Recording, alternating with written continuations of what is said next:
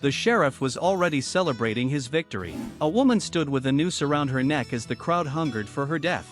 But in the drifter's hands lay the evidence that could destroy the sheriff's entire world. And the story began long before that gallows. Before we begin, if you enjoy stories like this, make sure to subscribe and leave a like. It really helps the channel grow. The crowd's laughter was a cruel, hungry sound. Beaten and barely standing, Cole sat in a rusted cage, dragged here for the town's amusement. The rusty chains dug into his bruised wrists, and the dust on his face mixed with streaks of blood. Sheriff Jed Cross stood nearby, a cold, satisfied sneer on his lips, watching the man he had betrayed suffer. "Look at your hero now, folks," Cross yelled. "The outlaw who tried to rob you blind deserves worse than this." Then, the noise died. A collective hush fell over the square. Through the jeering crowd, a woman walked with a quiet, powerful grace. She wore a simple, faded dress, but carried herself with an unyielding dignity. In her hand, she held a small, worn leather pouch. She stopped at the cage, her eyes fixed not on Cole, but on the sheriff. "How much to buy this outlaw?" Her voice was steady, cutting through the silence. Cross froze, his cold smile vanished, replaced by suspicion. "Clara, what are you doing here?" Cole slowly raised his head. It was her, the woman he had loved, the woman he had left behind years ago when everything had gone so terribly wrong. Her face had hardened, the warmth he remembered replaced by a steely resolve.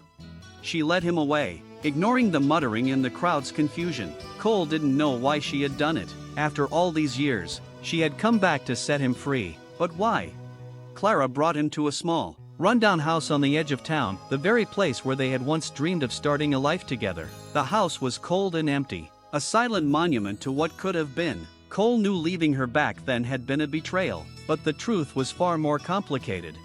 He had stolen Sheriff Cross's ledger, intending to deliver it to the authorities and destroy the man's corrupt reign. It held records of every crime, bribed judges, weapons sold to outlaws, illegal deals in the shadows, even the names of the men Cross had ordered killed. But that same night, the sheriff's men had come for them. Cole fled, taking the ledger with him, thinking he was protecting Clara from the violence, and in doing so, left her defenseless. Cross had used that. He had ruined her reputation, spreading lies that she was an outcast in her own town. But sitting in her home, Cole saw that Clara had changed. Her eyes no longer held warmth, only steel. The betrayal had not broken her, it had forged her. That night, a faint rustle woke him. He grabbed a heavy tool from the corner and silently crept to the window. Outside, Clara was digging by the old shed. She pulled a small chest from beneath the floorboards, carefully looked around, and then reburied it a few feet away. A creaking sound came from the barn. A shadow moved in the darkness behind her. Unseen, someone was watching, a figure lurking in the night. The threat was still here. At dawn, the door burst open. Cross stormed in with 4 armed men, his face a mask of pure fury. He knew Clara had the chest, and he was certain the ledger was inside. "Where is it, Clara?" he bellowed, kicking over a chair. "That ledger, that could end my empire." He tore through the barn, ripping up floorboards, his men smashing everything in sight. The deputy found the freshly dug hole near the shed. Cross's face twisted in a sneer of triumph until he saw that the hole was empty. His face turned to rage. "You thought you could outsmart me again?" he screamed. "You two tried to get rid of this once before. This time, you'll both pay for it." He ordered them arrested, and his men dragged them out into the harsh sunlight. To the crowd, he would call them co-conspirators. To himself, he was erasing the only 2 people who could destroy him. As they were dragged away, Cole understood. Clara had moved the chest right before they arrived. She had kept the evidence all this time, the one thing that could clear his name and bring down Cross forever. But now, they both stood on the edge. In the center of town, the gallows loomed. The crowd had gathered, their faces grim, hungering for the spectacle. Cross, in his decorated uniform, basked in the moment, delivering a pompous speech about justice and order. He thought he had one.